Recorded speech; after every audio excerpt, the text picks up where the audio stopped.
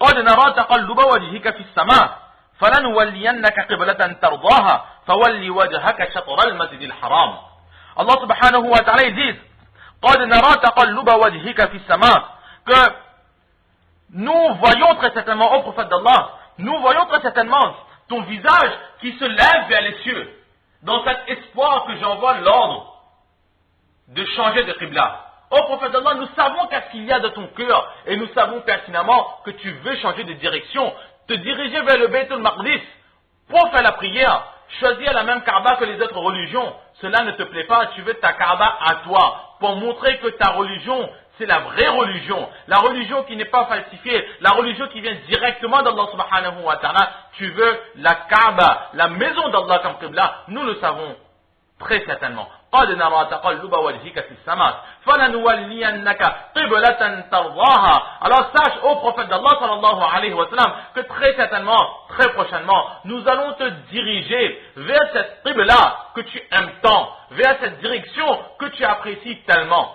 ترضاها فولي وجهك شطر المسجد الحرام. À présent, tourne-toi et mets-toi face à la maison d'Allah qui se trouve dans le Bayt al-Haram, dans le Haram Sharif de Makkah, pour accomplir ta prière. فَوَلِّ وَجْهَكَ شَطْرَ الْمَسْجِدِ الْحَرَامِ. À présent, ta nouvelle Kaaba, c'est le Masjid al-Haram de Makkah Mukarrama. C'est cette mosquée dans laquelle se trouve la maison d'Allah subhanahu wa ta'ala, la Ka'batullah. Donc le prophète sallallahu alayhi wa sallam, il a dit, la personne qui se dirige justement vers cette Ka'batullah pour faire ses prières, alors c'est un musulman. Pourquoi est-ce que cette Kaaba, cette Qibla, est un signe? La raison qui est donnée est très simple. C'est que les muhaddithines, ils disent que sur terre, il existe énormément de personnes, que ces personnes soient musulmanes ou non musulmanes, qui ne savent pas faire la prière.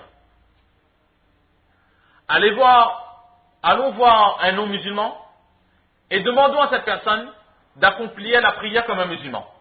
On lui dit, voilà, les musulmans font les prières. Montre-moi comment est-ce que font les musulmans pour prier.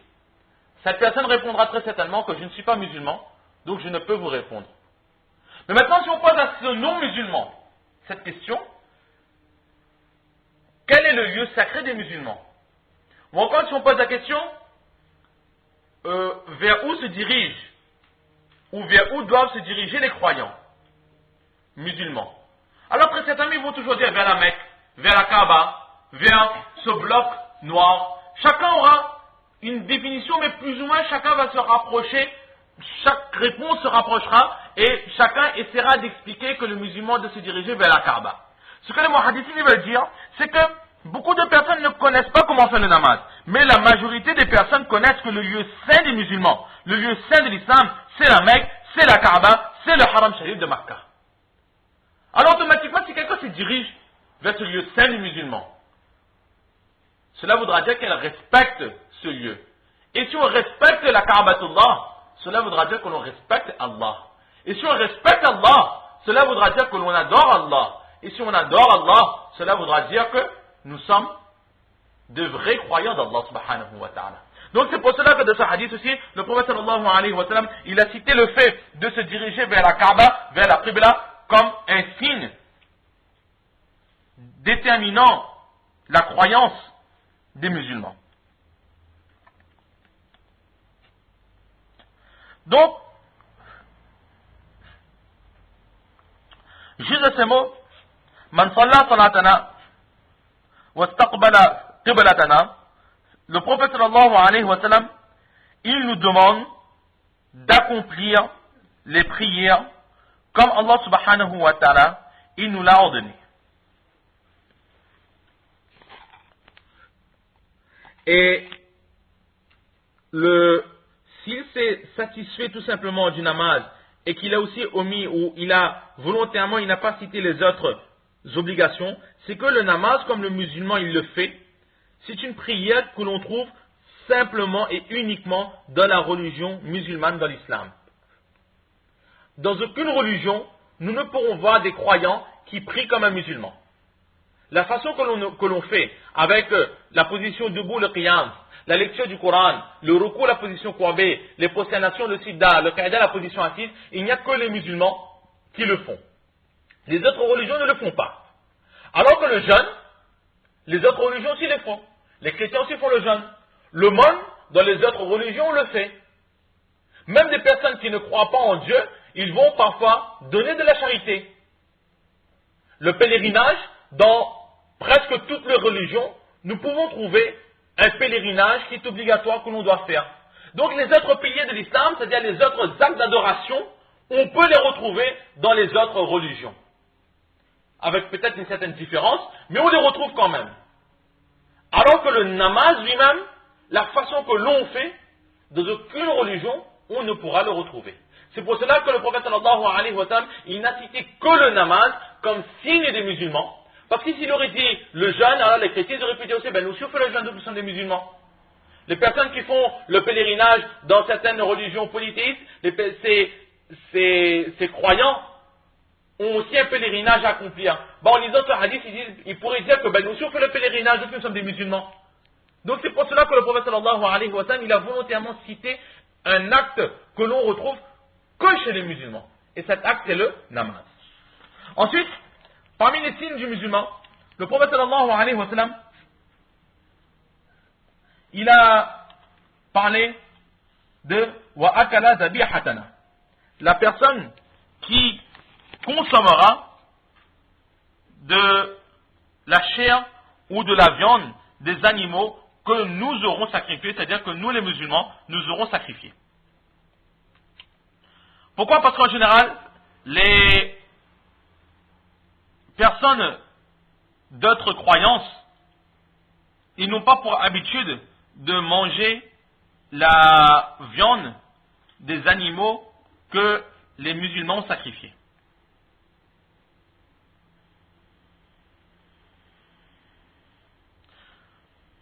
Très souvent, c'est par manque de connaissances. Lorsqu'on dit à une personne que cette viande est halal, donc ils vont penser que dans cette viande, il y a quelque chose de plus. Qu'il y ait quelque chose, sur cette viande, on a fait quelque chose en plus. Donc c'est pour cela, très souvent, par manque de connaissances, les non-musulmans ne consommeront pas la viande que l'on appelle aujourd'hui la viande halal.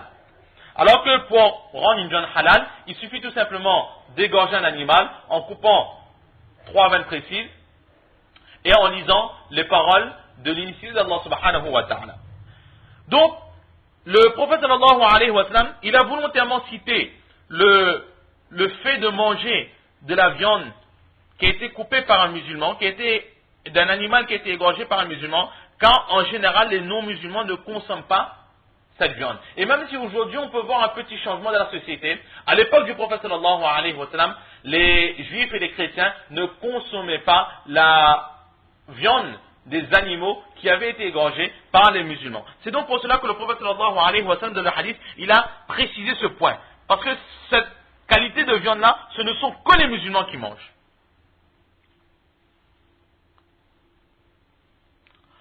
Et Allama Tibi rahmatullah alayhi, il nous dit que très certainement dans ce hadith, le prophète sallallahu alayhi wa sallam, il nous enseigne l'importance de la prière, l'importance de la Kaaba et aussi l'importance de manger de la viande licite, de la viande halal, de la viande qui a été égorgée par un musulman selon les commandements islamiques. Nous voyons dans ce hadith que manger de la viande halal, cela fait partie des signes du musulman. La personne qui ne fait pas attention à ce qu'il mange, ne fait pas attention à sa consommation, mais se contente d'acheter ce qu'il trouve, que ce soit en supermarché ou ailleurs, en se disant que dessus c'est écrit autorisé par les musulmans, alors je l'achète parce que c'est écrit.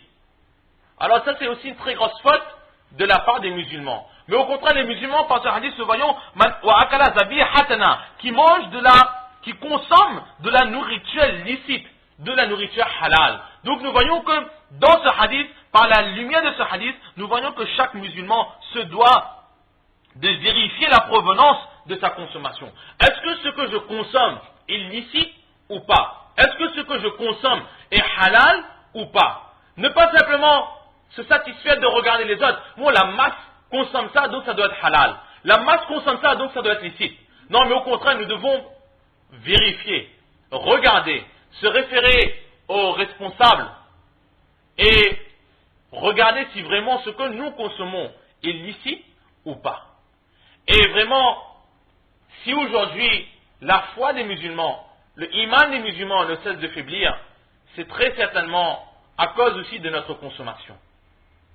Il est dit dans un récit où les musulmans, c'était l'empire musulman. Les musulmans étaient presque invincibles. Aucune force ne pouvait rivaliser avec les musulmans. Alors les grands chefs ennemis se sont réunis. Ils ont essayé de trouver un moyen de battre l'armée musulmane. À ce moment, un vieillard qui était présent se leva. Il dit à l'assemblée des généraux que faites ce que vous voulez, tous les pièges que vous voulez, tous les plans que vous voulez. Vous ne pourrez jamais battre cette armée musulmane. Ne voyez-vous donc pas qu'avec cette armée, ce ne sont pas des humains qui combattent, mais ce sont des créatures qui combattent avec l'aide d'un Dieu? Comment est-ce que vous voulez combattre un Dieu? Comment est-ce que vous voulez aller à l'encontre d'un Dieu? C'est impossible. Si vraiment vous voulez détruire cette armée, la première chose que vous devrez faire, c'est tout simplement de les séparer de leur Dieu, de les éloigner de leur Dieu, de les éloigner de façon à ce que l'aide de leur Dieu les quitte. Et lorsqu'ils n'auront plus l'aide des dieux, alors ils redeviendront exactement comme vous, ils redeviendront de simples êtres humains faibles. Et lorsqu'ils seront faibles, c'est à ce moment que vous pourrez les combattre. Alors les généraux ont demandé, ce que tu dis est très intéressant, mais comment faire pour que l'aide de Dieu les quitte? À ce moment, ce vieillard dit, pour enlever l'aide de Dieu sur cette armée, il suffit de faire quelque chose de très simple. Faites en sorte que ces personnes consomment de la nourriture illicite. Et faites aussi en sorte qu'entre eux, ils commencent à se quereller. Lorsque deux croyants se querellent, ou lorsque le musulman consomme de la nourriture illicite, alors l'aide d'Allah les quitte. Et effectivement, ils ont fait de cette façon, ils ont commencé à faire en sorte que les musulmans consomment ce qu'il y a d'illicite, sans qu'ils s'en rendent compte évidemment, et petit à petit, leurs foi ont commencé à diminuer. Leurs croyances ont commencé à diminuer.